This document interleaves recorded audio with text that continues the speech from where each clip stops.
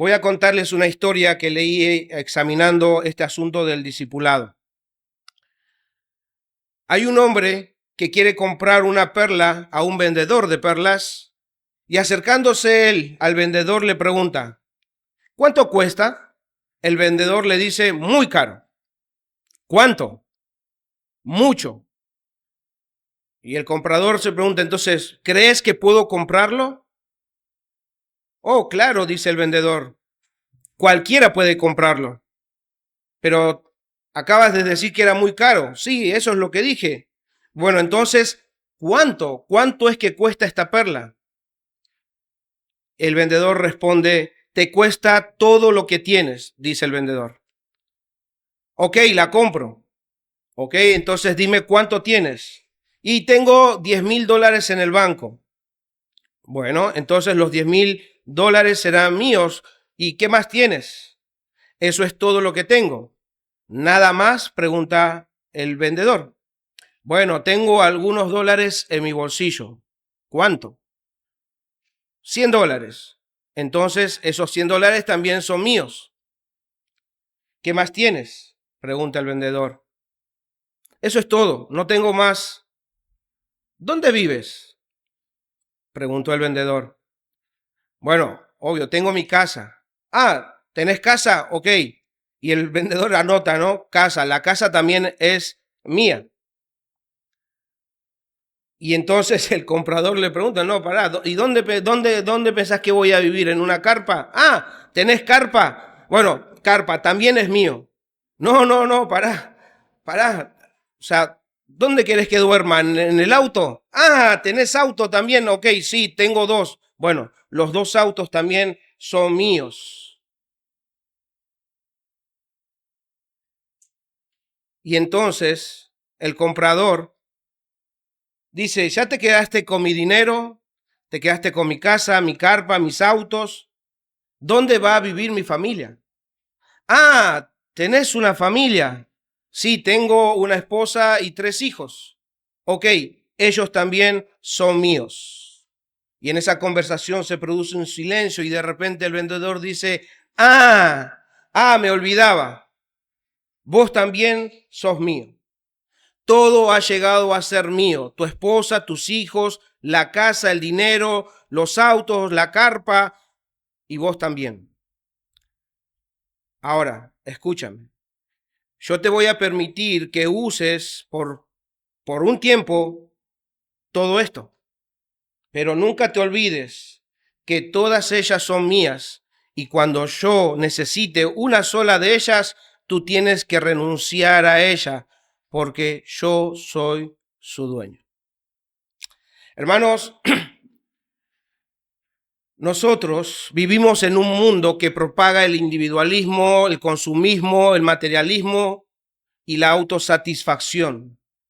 Y todas estas filosofías de una u otra manera nos han influenciado, nos han empujado o han empujado a mucha gente hacia la comodidad, hacia el facilismo, a buscar tener todas las cosas pero sin ningún tipo de esfuerzo, sin entregar nada a cambio. Muchos han caído incluso en la tentación, como en este relato, a creerse dueños de lo que tienen y de lo que son, hasta el punto de olvidarse que el único dueño de todo es Dios. En medio de estas filosofías en la cual nosotros vivimos, hermanos, nosotros como iglesia necesitamos recordar quién es el Señor, para qué vino a este mundo, quiénes somos nosotros y para qué estamos en este mundo. ¿Cuál es nuestro propósito? Porque cada uno de ustedes que están en este lugar, hermanos, vivían para sí mismos, buscaban sus propios propósitos, pero ahora como cristianos somos llamados a otra cosa. Y es por eso que he titulado esta exposición, Jesús nos llama a seguirlo dejándolo todo. Entonces vamos a empezar, volvemos al versículo 13, preguntándonos esto. ¿Quién es Jesús? ¿Quién es Jesús? Y es lo mismo que en el versículo 13 preguntó Jesús a sus discípulos. Dice ahí, viniendo Jesús a la región de Cesarea de Filipo, preguntó a sus discípulos diciendo, ¿quién dicen los hombres que es el Hijo del Hombre? Y vemos en el versículo 14 que sus discípulos empezaron a responder de acuerdo con lo que ellos habían escuchado de las personas que se acercaban a Jesús. No están diciendo otra cosa, o sea, no están inventando. Ellos habían escuchado algo de todas las multitudes que lo seguían y ellos decían, algunos decían que él era uno de los profetas que había resucitado, podría haber sido Isaías, Jeremías o alguno otro de los profetas, etcétera. Pero lo que ustedes tienen que notar es que están nombrando a profetas verdaderos del pueblo de Israel. Eso quiere decir que tenían un buen concepto de Jesús. Tenían una buena opinión, porque no están hablando, no, porque capaz es algún falso profeta, no, están nombrando a profetas importantes para el pueblo de Israel. Pero aunque tengan esa muy buena opinión de Jesús, evidentemente no era suficiente o no era la respuesta que Jesús estaba esperando, y es por eso que él avanza en su pregunta y le habla a sus discípulos en el versículo 15 y les dice, y les dijo, ¿y vosotros quién decís que soy yo? Evidentemente Jesús estaba buscando una respuesta crucial, una respuesta importante, porque después de 3 años de ministerio, a Jesús le interesaba saber si había alguien a su alrededor que entendiera quién realmente era él. Porque evidentemente muchos lo veían simplemente como un sanador, como un milagrero, pero él necesitaba saber quién realmente es. No, él no. Él quería saber que si los demás entendían quién realmente era él, si alguno podía reconocerlo. Versículo 16 nos dice que Simón Pedro dijo, tú eres el Cristo, el Hijo del Dios viviente. Hermanos, yo sé que estas instrucciones que están acá, ustedes ya lo han leído, lo han escuchado, pero en el afán de todos los días y en las filosofías en la cual nosotros estamos viviendo, es necesario repasar y recordar todos estos asuntos porque de eso va a depender muchas de las cosas en las cuales nosotros vivamos. Y para los discípulos también era importante en ese momento responder y entender su respuesta. Pedro dice, tú eres el Cristo. Hermanos, esa palabra proviene del griego que significa el ungido y es similar a la palabra hebrea Mesías. O sea, tú eres el ungido. Pedro está reconociendo a Jesús no solo como un profeta, no solamente como su maestro, sino como el Mesías prometido, el rey que debía venir de parte de Dios a gobernar sobre toda la humanidad. No eran simples palabras. Para los judíos en ese contexto era crucial que alguien reconociera a una persona como el Cristo. Este es el que fue prometido desde el principio. Tú eres ese Señor.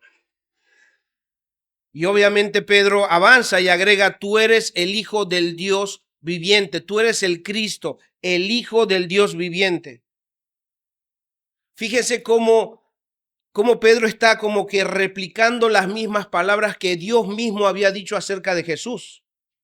Cuando Juan el Bautista bautiza a Jesús, ¿qué se escucha del cielo? Este es mi Hijo amado. Y Pedro está reconociendo, tú eres el Hijo del Dios viviente.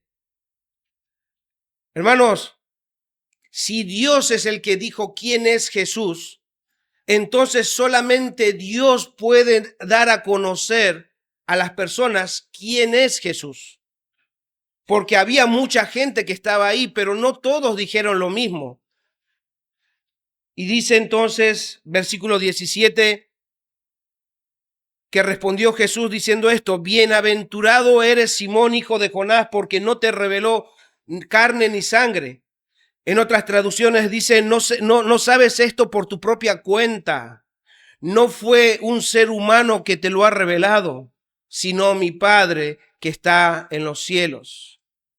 Ese Padre que habló y que posteriormente después iba a hablar también en el monte de la transfiguración, donde volvería a decir, este es mi Hijo amado. Es evidente que reconocer a Jesús como el Cristo o creer en Él como Señor y Salvador no es cuestión de inteligencia, capacidad o voluntad humana, sino es una revelación divina. Pedro no estaba respondiendo porque era más inteligente que el resto. Hermanos, Jesús dice, esto no es posible. Lo que vos estás diciendo no es posible humanamente hablando, no es posible. Es Dios el quien te lo ha revelado.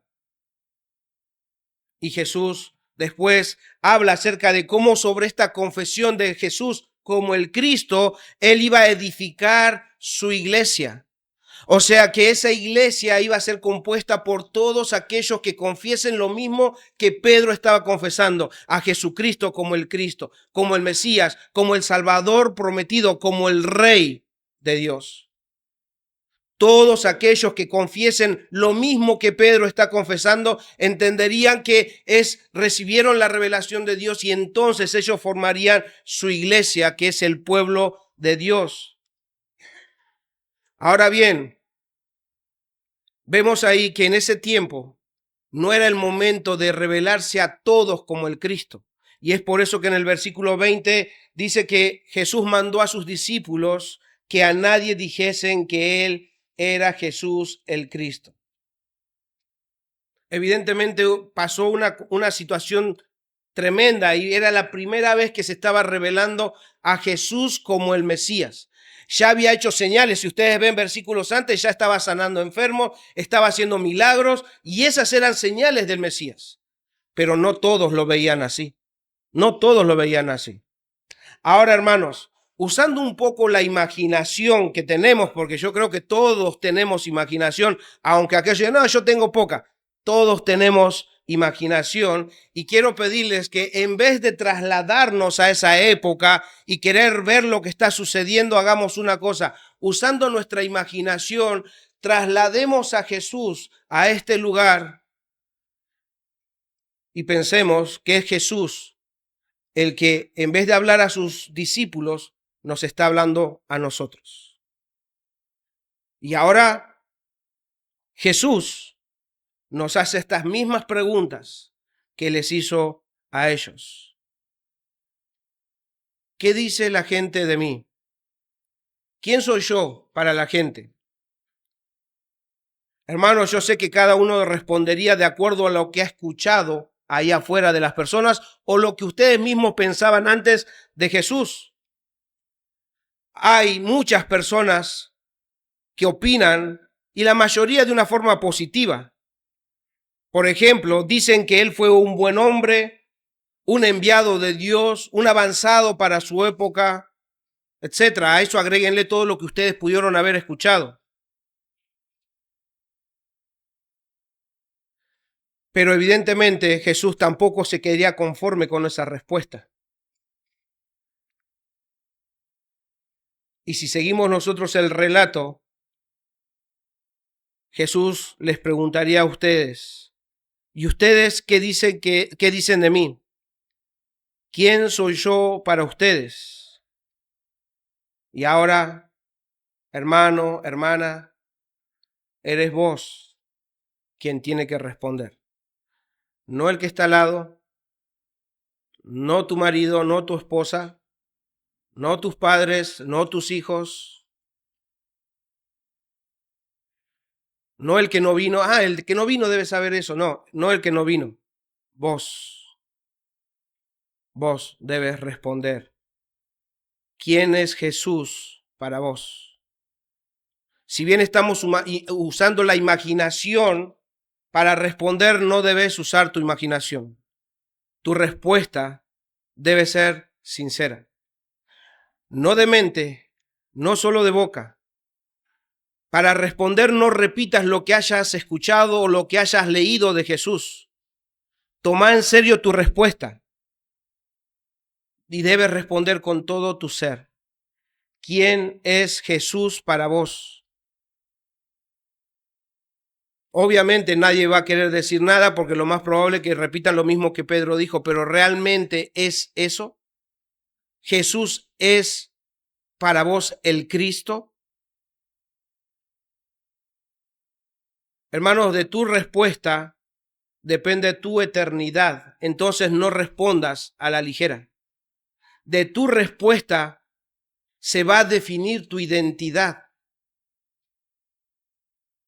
Repito, tu respuesta a quién es el Cristo define tu eternidad. Y también define tu identidad. ¿Quién es Jesús? Ahora, si tu respuesta es como la de Pedro y reconoces a Jesús como el Cristo, obviamente no es porque seas más inteligente que otros o porque seas menos pecador que otros. Y tampoco es porque un familiar o un amigo te haya traído acá y acá vos empezás a repetir lo mismo que otros. La realidad, si vos podés confesar a Cristo como Señor y Salvador, es porque a Dios, el Dios viviente, le ha placido darte a conocer a Cristo. Y lo ha hecho, ¿saben para qué? Para que puedas ser salvado de tus pecados. Así dice en Juan capítulo 1, versículos 12 y 13. Mas a todos los que le recibieron, a los que creen en su nombre, les dio la potestad de ser hechos hijos de Dios, los cuales no son engendrados de sangre, ni de voluntad de carne, ni voluntad de varón, sino de Dios. Entonces, si tu respuesta a ¿quién es Jesús para vos? Es el Cristo, eso tiene que nacer de un corazón convertido, de un corazón que ha sido regenerado. Y hoy empezaba el hermano Bruno la reunión hablando acerca del conocimiento de Dios. Y no nos pusimos de acuerdo, él no me preguntó, ni yo le conté de lo que iba a hablar, pero él empezó a decir que el conocimiento es importante, necesitamos conocer a Dios y estar dispuestos para Dios. Y un hermano, acerca de cómo debemos responder y entender qué es lo que estamos respondiendo, dice esto: nuestro conocimiento de Jesús no debe ser de segunda mano, pues puede que uno sepa todo lo que se ha dicho acerca de Jesús, que conozca todas las cristologías que se han enseñado y que sea capaz de hacer un resumen de lo que han dicho los grandes teólogos acerca de Jesús y sin embargo no ser cristiano. Fin de la cita.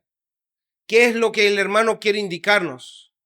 Hermanos, hay una gran diferencia, una enorme diferencia entre saber acerca de Jesús que conocer a Jesús. Hay una enorme diferencia y ese conocer a Jesús no es desde el intelecto, no es desde repetir lo que escuché. Ese conocer a Jesús es entrar en una relación íntima con Jesús. Ustedes conocen el texto de Oseas que dice: mi pueblo perece por falta de conocimiento. Pregunta, ¿el pueblo de Israel no conocía las Escrituras? Si el pueblo de Israel por costumbre tenía que enseñarle a sus hijos el Pentateuco y sus hijos tenían que saber de memoria. No conocían el Pentateuco. Lean Oseas, porque no es que no conocían de Dios. Dice después que ellos rechazaron el conocimiento de Dios, rechazaron estar en intimidad con Dios, rechazaron el acercarse a Dios, rechazaron lo que de Dios se decía y lo que Dios era. Entonces, si el pueblo perece por falta de conocimiento, no es porque no leían la Biblia, no es porque no la sabían, no querían aferrarse, no querían creer lo que Dios decía de sí mismo, de su palabra. Entonces, cuando el hermano está diciendo esto, nosotros podemos conocer la cristología completa, nosotros podemos responder y sacarnos un 10 en un seminario acerca de preguntas de Jesús. Sí, lo sé, y no ser cristiano. ¿Por qué? Porque no es responder de acá, sino es responder desde haber recibido esa revelación y el haberse unido con Cristo. Por eso es que esta respuesta no, uno lo lee y parece sencilla responder. Para ellos era crucial.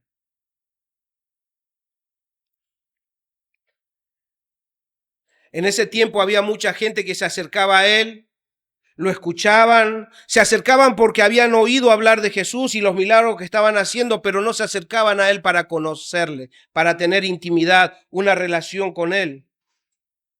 Hermanos, hoy, en nuestros días, hay muchos lugares que se reúnen, hay muchas congregaciones que tienen muchísima gente, pero muchas personas que van a esos lugares no se congregan para conocer y relacionarse con Jesús.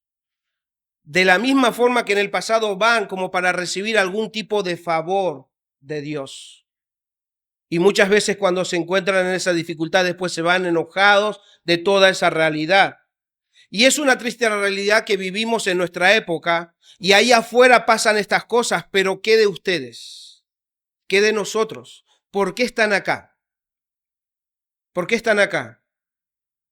Porque en serio, con las filosofías de este mundo uno puede acercarse a Dios porque, bueno, no, yo quiero evitar problemas y, bueno, me estoy acercando a Dios para no tener tantos problemas.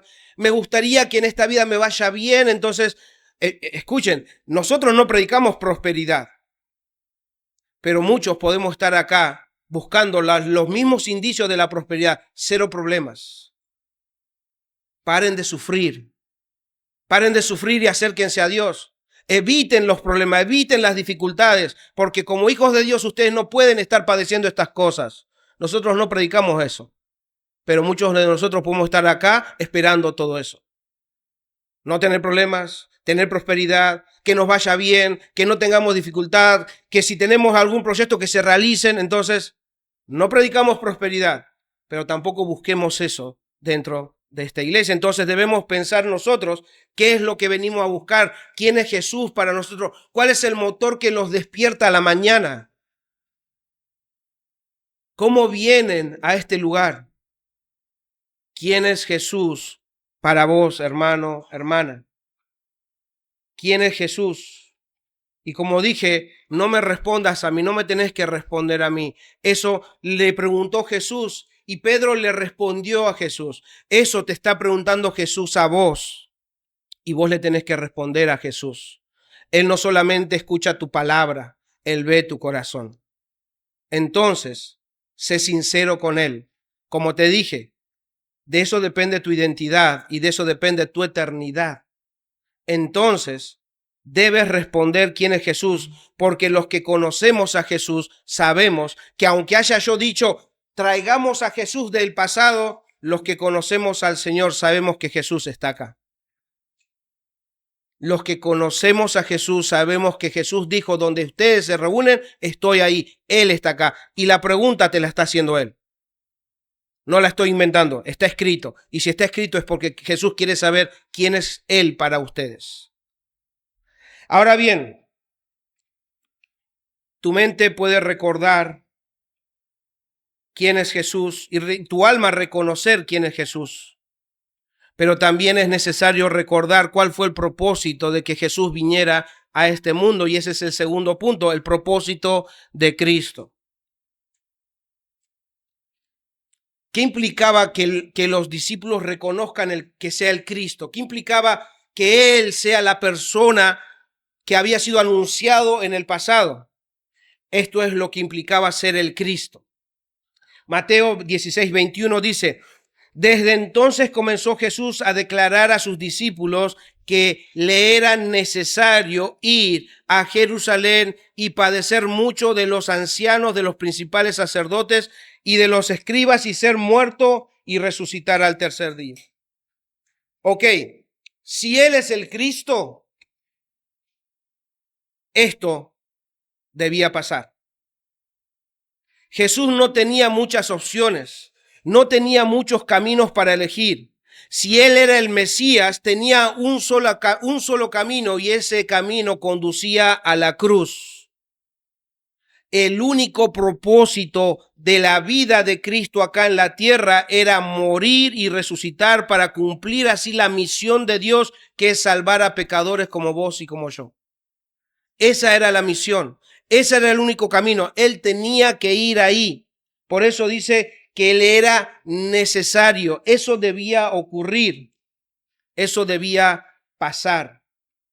Eso estaba preparado para el Cristo. Obviamente,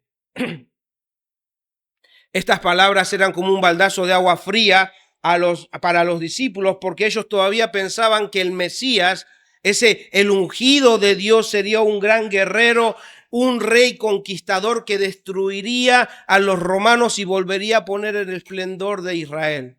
Eso es lo que ellos pensaban. Pero a diferencia de ellos, Jesús sabía muy bien cuál era el propósito de su vida en esta tierra. Y para cumplir ese plan de salvación que él mismo había anunciado y que así fue anunciado en el Antiguo Testamento, Jesús tuvo que estar dispuesto a hacerlo. Y así lo hizo. El producto terminado de lo necesario nos lo relata Lucas en el capítulo 24, versículos 44 al 46. Dice así, y les dijo, estas son las palabras que os hablé. O sea, les está recordando lo que él ya les había dicho, estando aún con vosotros, que era que necesario que se cumpliese todo lo que está escrito de mí en la ley de Moisés y en los profetas y en los salmos. Entonces les abrió el entendimiento para que comprendiesen las escrituras y les dijo, así está escrito. ¿Dónde está escrito eso? Lean, Moisés y los profetas hablan acerca de estos padecimientos. Así está escrito y así fue necesario que el Cristo padeciese y resucitase de los muertos al tercer día. Era necesario y eso pasó. Pero obviamente en ese contexto los discípulos, como tenían la mente en otro lado, como tenían otros planes, no entendían y no querían aceptar las declaraciones de Jesús. Y es por eso que Pedro reacciona de esta manera ante el propósito de Jesús. Versículo 22 dice, entonces Pedro, tomándolo aparte, comenzó a reconvenirle, diciendo, Señor, ten compasión de ti. En ninguna manera esto te acontezca. O sea, no sabes lo que estás diciendo, no puede pasarte esto. Pero él volviéndose dijo a Pedro, quítate de delante de mí, Satanás, me eres tropiezo porque no pones la mira en las cosas de Dios, sino en la de los hombres. Hermanos, fíjense cómo alguien que momentos antes había recibido una revelación de Dios, era alguien que habló y dijo que Jesús era el Cristo. ¿Cómo alguien que es bienaventurado como Pedro puede aún ser tentado o influenciado por Satanás a poner los ojos y pensar más en las cosas de los hombres que en las de Dios? Hermanos, todos nosotros sabemos que Pedro amaba a Jesús y evidentemente tenía buenas intenciones de cuidar a su Señor. Y no es que Pedro estaba poseído y necesitaba liberación, pero sí tenía una influencia satánica. Satanás es el adversario y él estaba intentando de todas las maneras, incluso en la tentación, en las 3 veces que es tentado Jesús, ¿qué es lo que el enemigo quería hacer? Quitarle del camino correcto, del camino de la obediencia. Quería evitarle todo el sufrimiento. ¿Tenés hambre? Bueno, come. O sea, no sufras. Y acá evidentemente Pedro está siendo influenciado de esa misma manera y está intentando que Jesús desista de su propósito. Pedro está queriendo quitar a Jesús del camino de la obediencia. Y ese es el objetivo de Satanás. Hermanos, aunque Pedro reconocía al Mesías, todavía no lo entendía. Y todavía no estaba en conexión completa con la voluntad de Dios. Y por eso en su debilidad fue influenciado. Por otro lado, piensen en eso. Siempre tenemos que tratar de ponernos en el contexto para poder entender la dimensión de todo esto. Porque en la cultura en la cual vivía Pedro, se pensaba que tener que padecer por algo era señor de debilidad, no de un rey que viene a gobernar. Alguien que va a sufrir, no, eso no es de un rey. La muerte era señal de derrota. La cruz era para los criminales y traidores. Y obviamente ante ese entendimiento los discípulos no querían que eso pase. Nosotros mismos, que nosotros tenemos aprecio, amor, cariño por nuestros hijos, ¿qué es lo que vamos a evitar que les pase a nuestros hijos?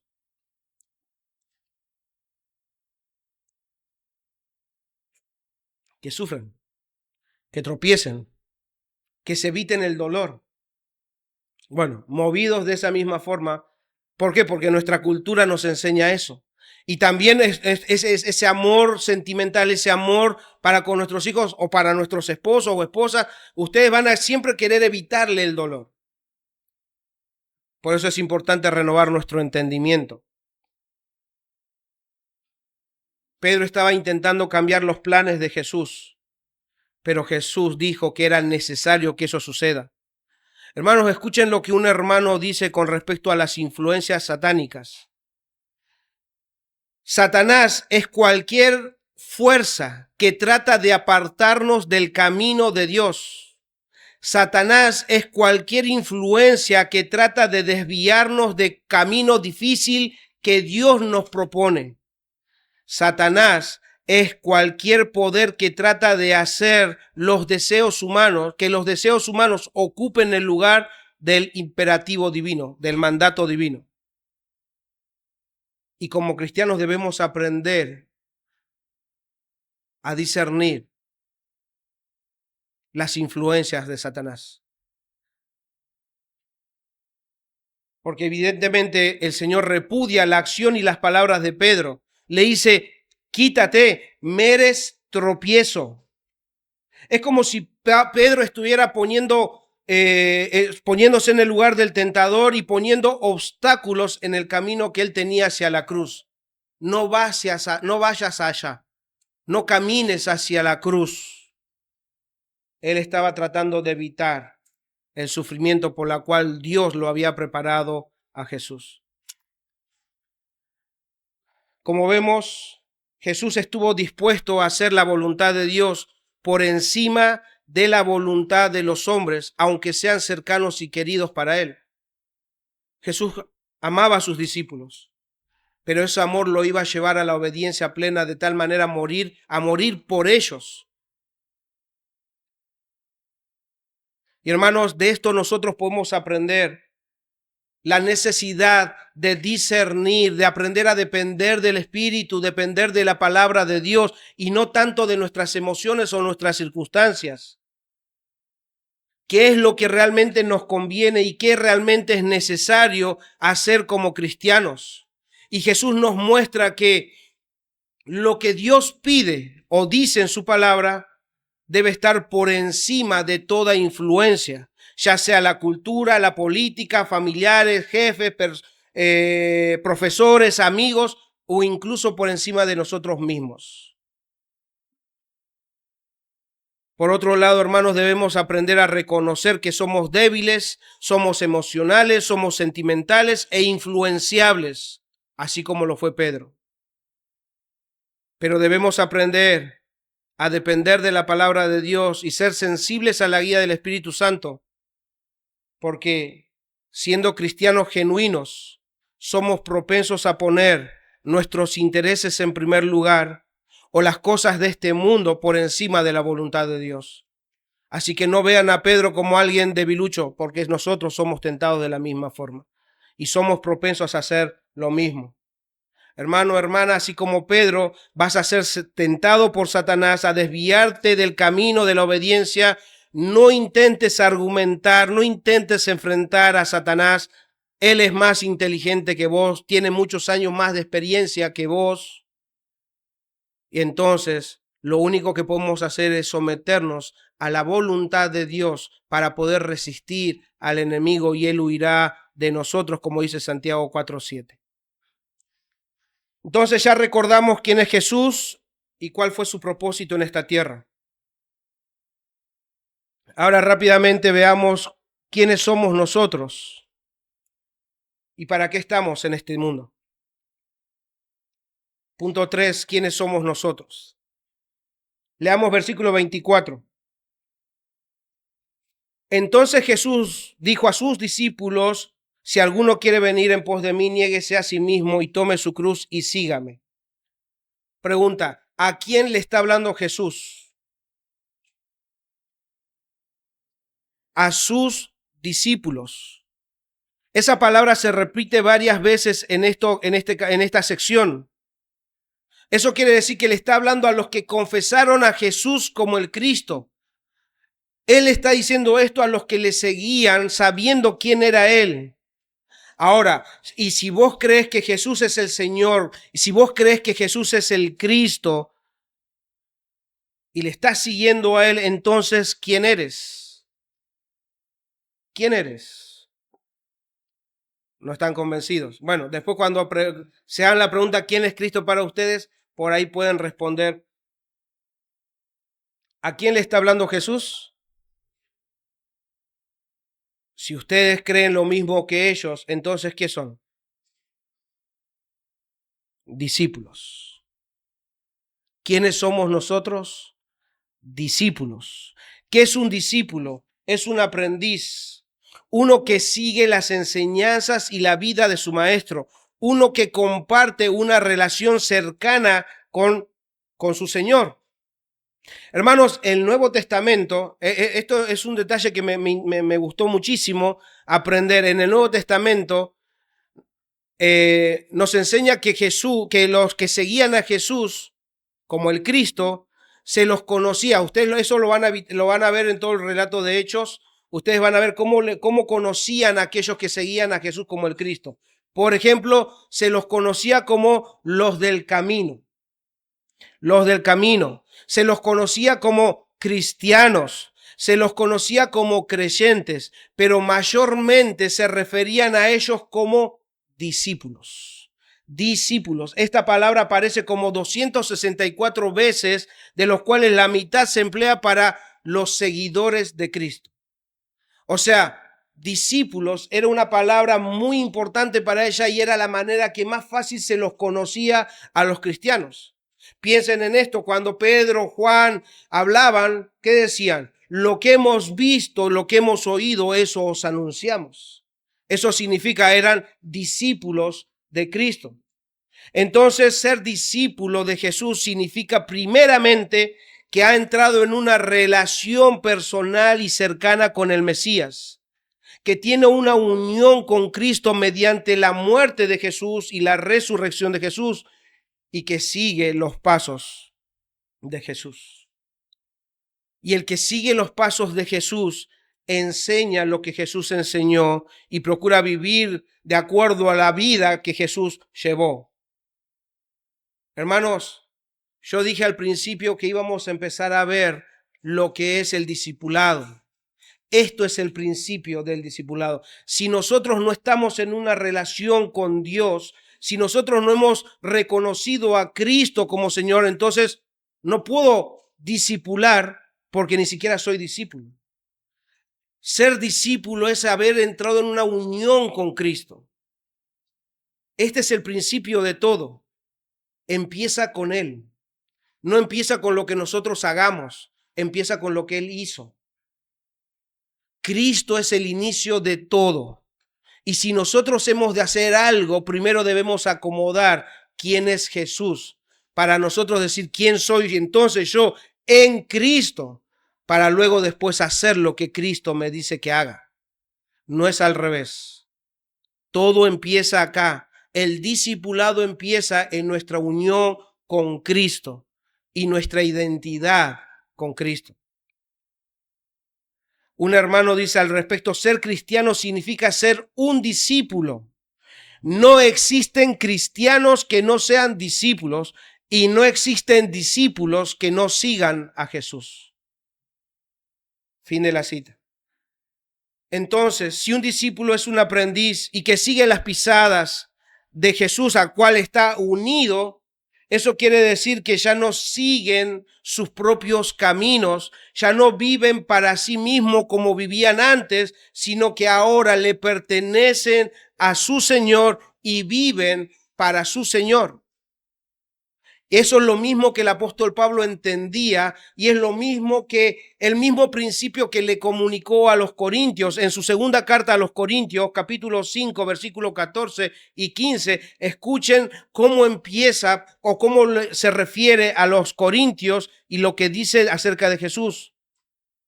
Segunda a los Corintios 5, 14 dice, porque el amor de Cristo nos constriñe pensando esto, que uno murió por todos. Él empezó. Él hizo todo. Él murió por todos. Luego todos murieron. Y por todos murió. ¿Para qué? Para que los que viven ya no vivan para sí, sino para aquel que murió y resucitó por ellos. Se dan cuenta que la vida que nosotros tenemos ahora le pertenece a Él y todo lo que nosotros vivamos debe ser para aquel que murió y resucitó. Entonces, ¿quiénes somos nosotros? Discípulos. ¿Y para qué estamos en este mundo? Para vivir y seguir las pisadas de Jesús. Para que vivan por Él, para que ya no vivan, para que ya no hagan sus propósitos, los propósitos propios, siguiendo la vanidad de la vida que llevaban antes. Ahora le pertenecen a Jesús. Entonces, como discípulos, debemos procurar seguir las pisadas de Jesús y vivir para Él. Eso es lo que Pablo le está comunicando a los corintios. Leamos de nuevo el versículo 24 del capítulo 16. Dice, entonces Jesús dijo a sus discípulos, si alguno quiere venir en pos de mí, niéguese a sí mismo y tome su cruz y sígame, porque todo el que quiera salvar su vida la perderá y todo el que pierda su vida por causa de mí la hallará. Porque ¿qué aprovechará el hombre si ganare todo el mundo y perdiera su alma? ¿O qué recompensa dará el hombre por su alma? Hermanos, esto le está hablando Jesús a sus discípulos. ¿Y qué le está invitando a hacer? Imitarlo. Porque así como su maestro y señor iba a entregar su vida, sus discípulos debían estar dispuestos a dejarlo todo por la causa de Cristo. Y obviamente sabemos que en esta instancia los discípulos todavía no entendían esto. Acuérdense que después les fue abierto el entendimiento cuando ya Cristo resucitó. En esta instancia ellos no lo estaban entendiendo. Pero nosotros tenemos toda la película completa. Ellos no lo entendían y nosotros vamos a decir, bueno, yo no entiendo todavía. No, nosotros no podemos decir eso. Ellos no lo entendían en ese momento. Lo entendieron cuando vieron al Cristo resucitado. Pero nosotros ya sabemos que Cristo resucitó. Nosotros ya lo sabemos, sabemos la película completa y sabemos cómo estos hombres fueron preparados y cómo después se dispusieron a dar su vida por Cristo y cómo también ellos son aquellos que reciben la recompensa que está prometida en este versículo. Y aún tendrán esa recompensa cuando Cristo venga. Nosotros conocemos la historia. Estos discípulos de Cristo dieron su vida, vivieron por Cristo y murieron por Cristo. Ahora bien, ¿será que el llamado a seguir a Jesús como discípulos, estando dispuestos a dejarlo todo, era solo para ellos? Pregunta de nuevo, ¿quiénes somos nosotros? Entonces, ¿será que estas palabras también aplican a nosotros? Hermanos, Jesús estuvo dispuesto a dejarlo todo. Dejó su reino, vino a este mundo, dio su vida en una cruz y resucitó. ¿Saben para qué? Para rescatarte y para salvarte. ¿Nada más? No, para hacerte su discípulo.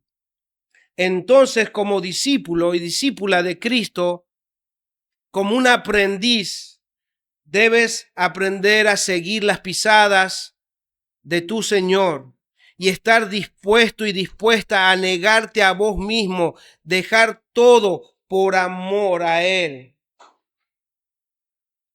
Hermanos, si ustedes revisan el Nuevo Testamento van a encontrar muchos pasajes donde el Señor habla de dejarlo todo y seguirlo, de negarse a sí mismo y cargar su cruz.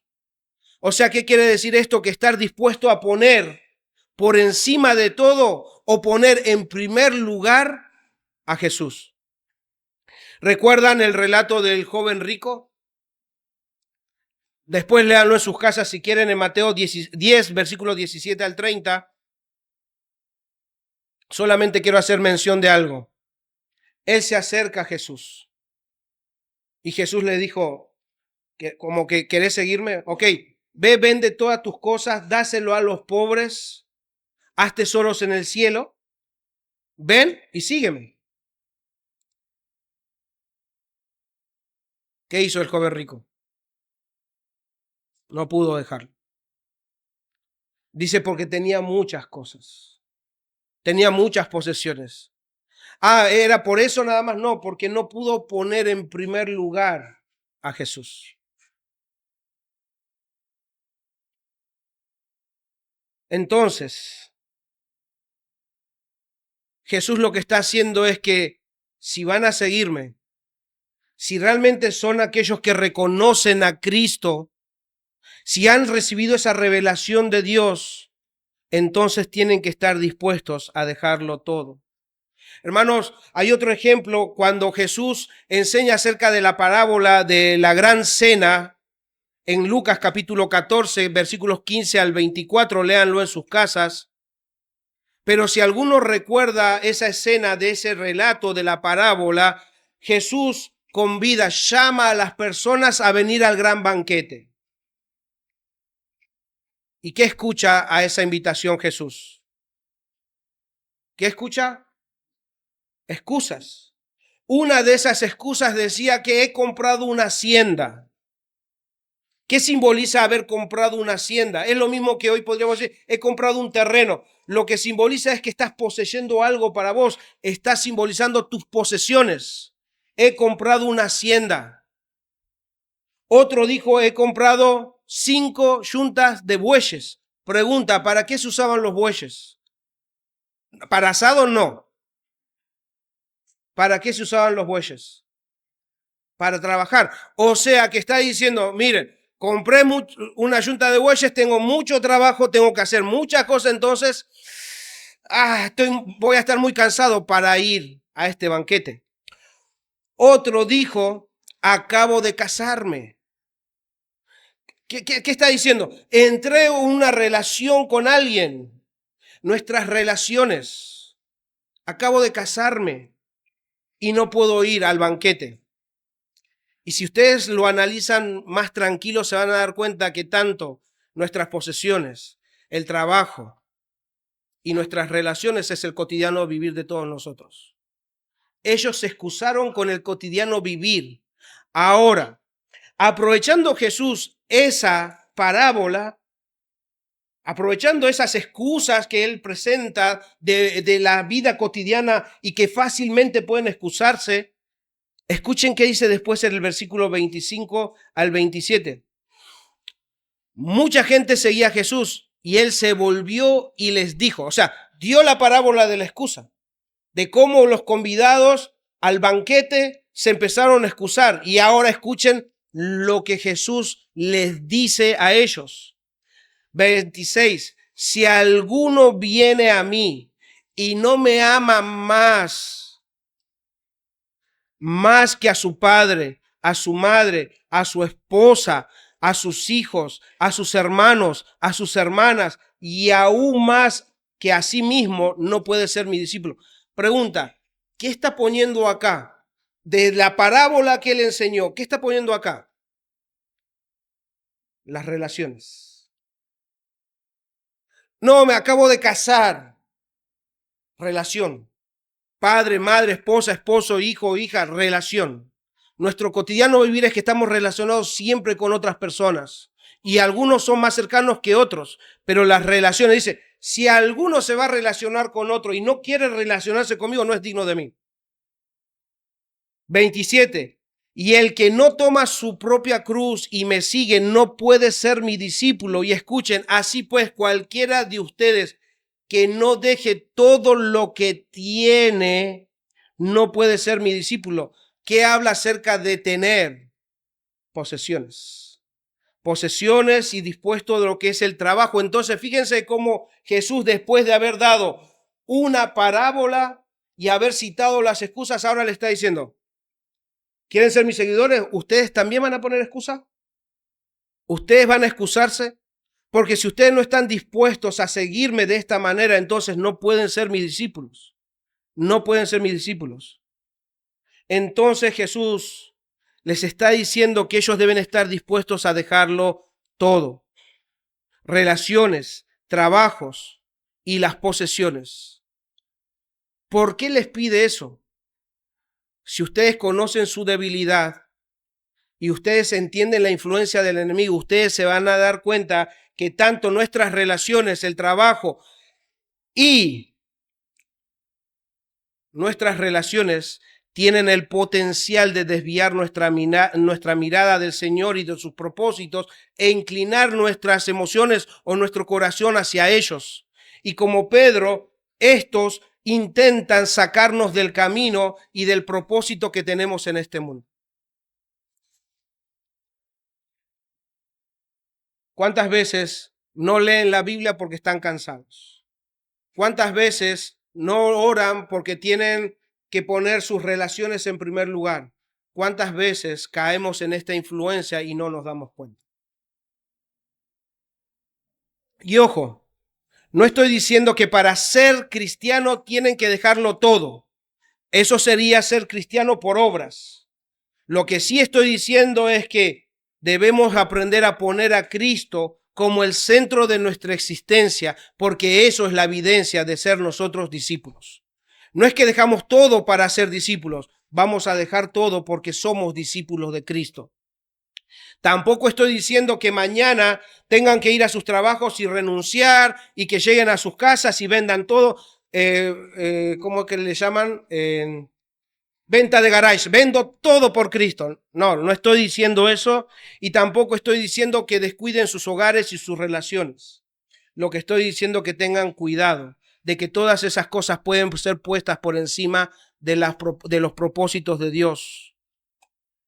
Recuerden algo, hermanos, no son dueños. Así como el vendedor de perlas del relato inicial, Dios nos permite tener todo lo que nosotros tenemos hoy por un tiempo. Pregúntenle a Job si quieren.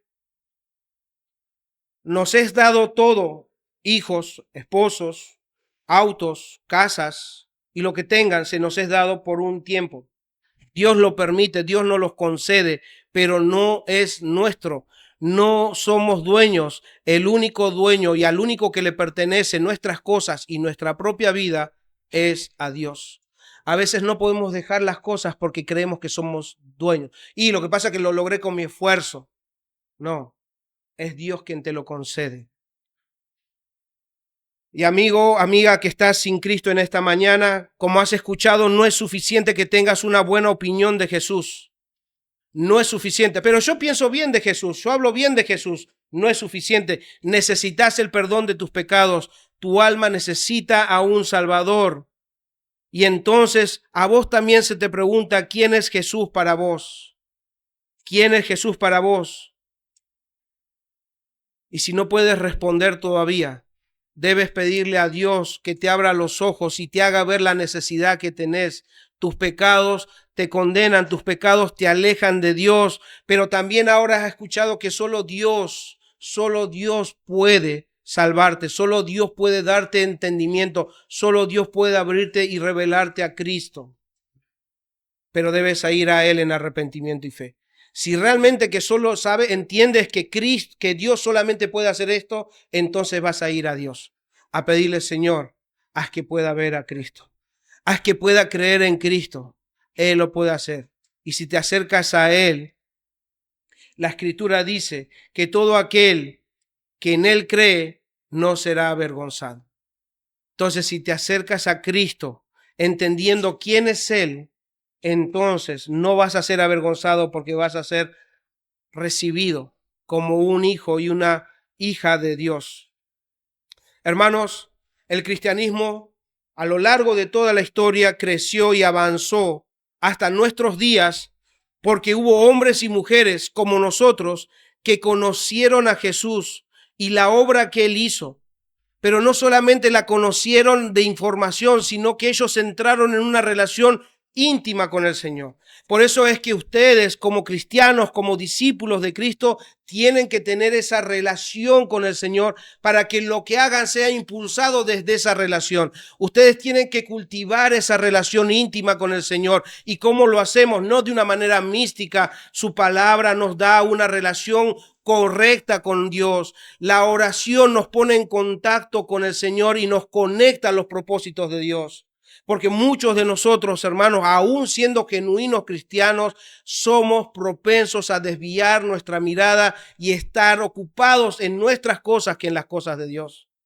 Entonces, si en el pasado hubieron personas que estuvieron dispuestos no solamente a relacionarse con Dios, sino a ayudar a otros a que se acerquen a Cristo, entonces también nosotros somos llamados discípulos a ayudar a otros a que sean discípulos de Cristo.